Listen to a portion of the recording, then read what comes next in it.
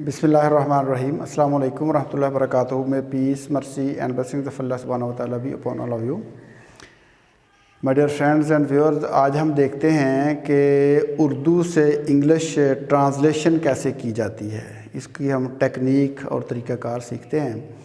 अक्सर मैंने देखा है कि स्टूडेंट्स जो हैं वो कंफ्यूज हो जाते हैं कि उर्दू से अंग्रेज़ी में ट्रांसलेशन कैसे की जाए और इसको मुश्किल समझते हैं। बाज़ औक़ात उनको ये समझ नहीं आती कि किस लफ्ज़ को कहाँ पे एडजस्ट करना है, यानी जुमले की तरतीब की उनको समझ नहीं आती। और बाज़ औक़ात उनके लिए मसला ये होता है कि वो वोकेबलरी के अल्फाज उनको नहीं मिल रहे होते। ये दोनों मुश्किलात उनको महसूस होती हैं। जबकि ये महसूस होने की हद तक तो ठीक है, लेकिन ये असल में मुश्किलात होती नहीं हैं। मैं समझता हूँ कि एक आम स्टूडेंट्स जो यानी थोड़ा बहुत पढ़ा हुआ है, उसके पास भी इतने अल्फाज होते हैं कि जो आम बातों को बयान कर सकें। मुतबादल अल्फाज अगर इस्तेमाल करना बंदा सीख जाए तो जुमले का जो ट्रांसलेशन है वो उसके लिए आसान हो सकती है, आसान हो जाती है, कोई मुश्किल नहीं रहती है। तो आज हम देखते हैं एक पैराग्राफ जो कि उर्दू में दिया हुआ है और उसको हमने फिर ट्रांसलेट करना है इंग्लिश में। सबसे पहले तो हम समझते हैं कि उर्दू में साख्त क्या होती है जुमले की। उर्दू में स्ट्रक्चर जो जुमले का होता है वो होता है S plus O plus V, यानी सबसे पहले सब्जेक्ट होता है, उसके बाद ऑब्जेक्ट होता है और उसके बाद वर्ब होता है। ये तरतीब ज़रूर उर्दू के जुमले में होती है। और इंग्लिश में तरतीब ये नहीं होती। इंग्लिश में तरतीब होती है सबसे पहले सब्जेक्ट होता है, उसके बाद वर्ब होता है और उसके बाद ऑब्जेक्ट होता है, या कभी कॉम्प्लीमेंट हो तो वो भी हो सकता है। तो उर्दू में इंग्लिश में तरतीब ये है और उर्दू में तरतीब हमारे पास ये होती है। तो हमें तरतीब का पता नहीं होता, इसलिए हमें मुश्किल पेश आती है तर्जमा करने में। तो हम तरतीब को अगर देख के चलेंगे तो मुश्किल नहीं होगी। मसलन देखें, मैंने ज़र्द चेहरों का समंदर देखा, तो इसमें सब्जेक्ट कौन सा हुआ? इसमें सब्जेक्ट हो गया मैं ये सब्जेक्ट हो गया, ठीक है जी। उसके बाद देखें देखा, इसमें हो गया वर्ब। और समंदर जो है, ज़र्द चेहरों का समंदर, ये हमारे पास हो जाएगा ऑब्जेक्ट। तो हम इस तरतीब को इधर अप्लाई करेंगे। ये तरतीब उर्दू में है, इस तरतीब को हमने इधर अप्लाई करना है। तो मैं के लिए क्या लिखेंगे हम? आई, ठीक है। अब आई के बाद क्या आना चाहिए? देखा। देखा के लिए क्या आता है? सी सौ, सीन सौ। तो एक का यानी टेंसेस का पता होना तो खैर ज़रूरी है ना। टेंसेस का पता होना तो ट्रांसलेशन के लिए ज़रूरी है। तो टेंसेस लाजमी पहले आने चाहिए। तो देखें देखा, आई सौ, तरतीब को मद्देनज़र रख के हमने ट्रांसलेशन कर लेनी है। आई सौ, उसके बाद है समंदर, I saw the sea of yellow faces. I saw the sea of yellow faces, मैंने ज़र्द चेहरों का समंदर देखा। तो इसी तरीके से हम ट्रांसलेट इसको कर लेंगे, यानी मुश्किल इसमें बिल्कुल नहीं है। सबसे पहले हमने सब्जेक्ट को देख के सब्जेक्ट की जगह पे लिख देना है। उसके बाद हमने देखना है कि वर्ब कौन सा है, वर्ब को लिख देना है हमने इधर, ठीक है। उसके बाद हमने क्या करना है, जो ऑब्जेक्ट है उसको हमने लिख देना है। वो सब पुरजोश थे, तो वो के लिए क्या आ जाएगा? ज़्यादा थे तो दे आ जाएगा।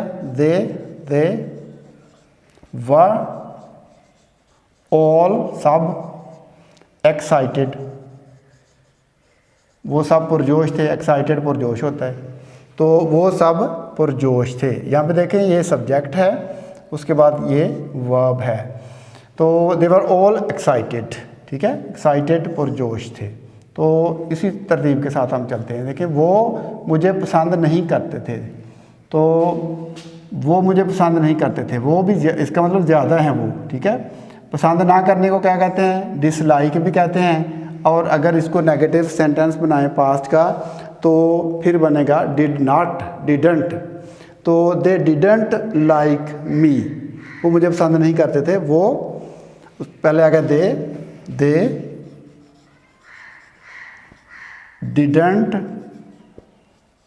डिड नॉट लाइक मी, वो मुझे पसंद नहीं करते थे। दे डिसलाइक्ड मी, हम डिड नॉट लाइक की बजाय दे डिसलाइक्ड मी भी लिख सकते हैं, वो पसंद नहीं करते थे। ट्रांसलेशन में हमने मफहूम अदा करना होता है, बिल्कुल लफ्ज़ का एग्जैक्ट जो ट्रांसलेशन है वो अगर नहीं भी आती, हमने तरतीब सही लिख दी है तो फिर भी ट्रांसलेशन जो है वो ठीक हो जाती है।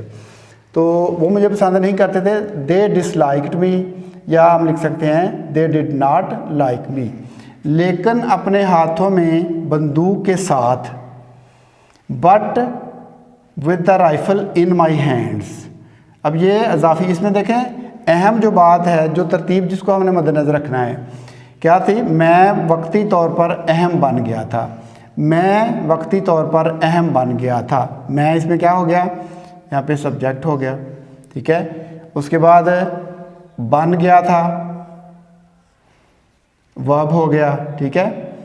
तो मैं वक्ती तौर पर अहम बन गया था, तो मैं वक्ती तौर पर अहम बन गया था, ये मेन जुमला है। इसकी तरतीब को बदल, बाकी जो है इसको हम आगे पीछे कर सकते हैं। But with rifle in my hands, मैं आई मोमेंटरीली, वक्ती तौर पर, यानी फॉर द टाइम बीइंग भी हम लगा सकते हैं, for the time being, I for the time being became important. I became important जो है ये मेन चीज़ है, आई बिकेम इम्पॉर्टेंट यानी मैं अहम बन गया था, ठीक है। आई बिकेम इम्पॉर्टेंट मोमेंटरीली, वक्ती तौर पर, मोमेंटरीली या फॉर द टाइम बीइंग, ठीक है, या फॉर दैट टाइम। तो इस तरीके से हम यानी मुतबादल अल्फाज हम इसके लिखेंगे। लेकिन अपने हाथों में बंदूक के साथ आई, मैं यानी मैं वक्ती तौर पर अहम बन गया था। मैं इसको वक्ती तौर पर अहम बन गया को पहले लिख देता हूँ, बाकी को बाद में लिख देते हैं। बट आई बिकेम इम्पॉर्टेंट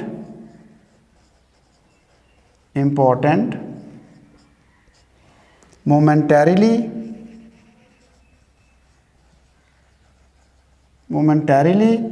वक्ती तौर पर, ठीक है। फॉर द टाइम बीइंग भी लिख सकते हैं momentarily, I became important momentarily. Having a rifle in my hands, इस तरीके से भी लिख सकते हैं, having a rifle in my hands. अब देखें ऑप्शंस आपके पास कौन कौन सी हैं। हम ये भी लिख सकते हैं कि but with the rifle in my hands, but with the rifle in my hands, लेकिन अपने हाथों में राइफल के साथ। I momentarily became important, I became important momentarily. लफ्ज़ थोड़े बहुत आगे पीछे हो सकते हैं, तरतीब आपकी सही होनी चाहिए। आई सब्जेक्ट के तौर पे आना चाहिए, ठीक है। बिकेम जो है वो वर्ब के तौर पे आना चाहिए। तो आई बिकेम इम्पॉर्टेंट जो है उसको फिर उसके बाद आना चाहिए, अहम बन गया था, जो हमारे पास अहम है वो उसके बाद आना चाहिए। तो आई बिकेम इम्पॉर्टेंट इस तरीके से भी बन जाता है, यानी but I became important momentarily या for the time being having a rifle in my hand, इस तरीके से भी लिख सकते हैं। But with the rifle in my hands I became important momentarily, या आई मोमेंटरीली बिकेम इम्पॉर्टेंट, दोनों सूरतों में हम इसको लिख सकते हैं। ट्रांसलेशन सही होती है, थोड़ा बहुत आगे पीछे अगर हो भी जाए तो मफहूम सही अदा हो जाना चाहिए और तरतीब जो है वो सही होनी चाहिए। तो देखिए उस लम्हे मैंने सोचा, उस लम्हे मैंने सोचा तो आपको पता है ना, उस लम्हे एट दैट मोमेंट, उसको दैट ही कहते हैं ना। तो उस लम्हे at that moment I thought, मैंने सोचा, तो मैंने सोचा, ठीक है। At that moment I thought, at that moment I thought, मैंने सोचा, उस लम्हे मैंने सोचा। अब देखें केह के लिए हम क्या वर्ड यूज़ करते हैं, दैट, उसके बाद है जब, व्हेन, व्हेन क्या सफ़ेद आदमी, व्हेन अ वाइट मैन, कोई भी white man, when a white man क्या होता है, जालिम बन जाता है। जालिम हमारे पास आ गया, वाइट मैन सब्जेक्ट हो गया, वाइट मैन सब्जेक्ट हो गया हमारे पास, और देखें ये बन जाता है हमारे पास क्या हो गया, वर्ब हो गया, और जालिम क्या हो गया, ऑब्जेक्ट हो गया। इस तरतीब को हमने मद्देनज़र रखना है, ठीक है। तो देखें, जब when white man become cruel, when a white man becomes single है ना, becomes cruel, when white man becomes cruel, तो क्या होता है, तो वो अपनी ही आज़ादी को तबाह कर लेता है। अब देखें, तो वो ये सब्जेक्ट हो गया हमारे पास, ठीक है, तो उसमें तबाह कर लेता है, तबाह कर लेना क्या हो गया हमारे पास, वर्ब हो गया, और आज़ादी जो है वो हमारे पास हो गया ऑब्जेक्ट।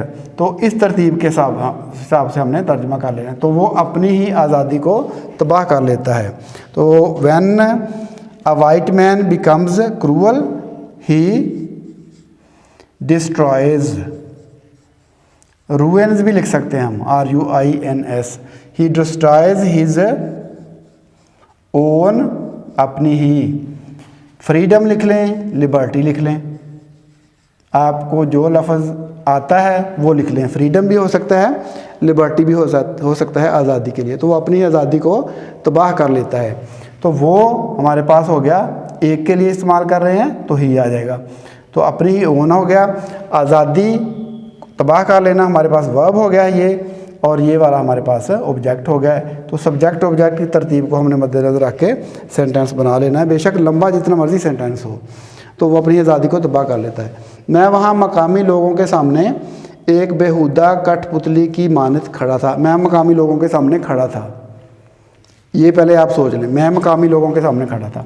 मैं हमारे पास हो गया ये सब्जेक्ट, मैं मकामी लोगों के सामने खड़ा था। तो कहाँ खड़ा था, खड़ा होना क्या है, ये हमारे पास आ गया वर्ब, ठीक है। मैं खड़ा था कहाँ पे, मकामी लोगों के सामने, ये हमारे पास आ गया ऑब्जेक्ट। तो हमने पहले क्या करना है, मैं लिखना है, उसके बाद क्या है, खड़ा था, उसके बाद बाकी का जो मकामी लोगों के सामने वो बाद में आ जाएगा। तो आई मैं इसको मिटा के ऊपर लिख देता हूँ, आई, ये लास्ट वाला जो सेंटेंस, मैं मकामी लोगों के सामने खड़ा था। आई स्टूड, मैं खड़ा था, पास्ट है ना, I stood in front of the natives, मकामी लोगों के सामने खड़ा था। I stood in front of the, अगर नेटिव्स आपको मुश्किल लगता है तो लोकल पीपल लिख लें, local people. I stood in front of the local people, like, किसकी मानद, लाइक का मतलब मानद, तरह। I stood in front of the local people like uh, क्या, बेहुदा। अब बेहुदा का आपको ट्रांसलेशन मुश्किल महसूस हो रही होगी, इसके लिए आप अहमक, फुलिश लिख लें, यानी बेवकूफ़ जिसको हम कहते हैं, यानी फुलिश, फूल होता है ना, फुलिश अहमक, बेहुदा। तो I stood in front of the local people like a foolish, absurd एक लफ्ज़ होता है, वो ज़रा से ज़्यादा मुश्किल है। तो अब्सर्ड पपेट, फुलिश पपेट, ठीक है। तो इस तरीके से आपको जो आसान लगता है वो वर्ड आप वहाँ पे यूज़ कर सकते हैं, ठीक है। Like a foolish puppet, puppet होता है, पपेट शो आपने देखे होंगे, पपेट होती है कठपुतली, puppet, like a foolish puppet. I stood in front of the local people like a foolish puppet, ठीक है। तो इसको ऐसे भी हम लिख सकते हैं, I stood like a foolish puppet in front of the local people. इसकी तरतीब को हम चेंज भी कर सकते हैं, आई स्टूड, ठीक है, लाइक आ फुलिश पपेट, आगे इन फ्रंट ऑफ को हम आगे भी इसके लिख सकते हैं।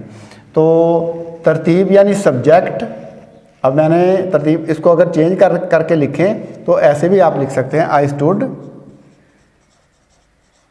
लाइक आ फुलिश puppet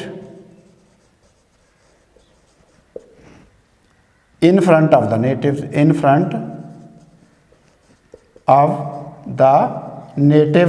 या लोकल पीपल। नेटिव्स चलो मैं यहाँ पे लिख देता हूँ, नेटिव्स का मतलब मकामी लोग। तो मैं मकामी लोगों के सामने एक अहमक यानी एक बेहुदा कठपुतली की तरह खड़ा था। कठपुतली क्या होती है? पॉपेट होता है। पॉपेट शो आपने देखे होंगे, यानी जो दूसरों के इशारे पे चलते हैं। तो सबसे पहले आपने क्या ख्याल करना है? सब्जेक्ट, वर्ब और ऑब्जेक्ट वाली तरतीब को आपने यानी इसका ख्याल रखना है। उस तरतीब के हिसाब से जितना भी लंबा जुमला हो आपने उसको लिख देना है। इस तरतीब के अलावा बाकी के जो अल्फाज होंगे उनको आप आगे पीछे कर सकते हैं। उम्मीद है कि मेरा ये लेक्चर आपके लिए फ़ायदेमंद साबित होगा और आप इस तरीके को इस्तेमाल करके अपनी रोज़मर्रा ज़िंदगी में ट्रांसलेशन को आसान कर सकेंगे। तो फिर वक्त आपसे इजाज़त चाहते हैं। अल्लाह हाफ़िज़। अस्सलामु अलैकुम रहमतुल्लाहि व बरकातहू।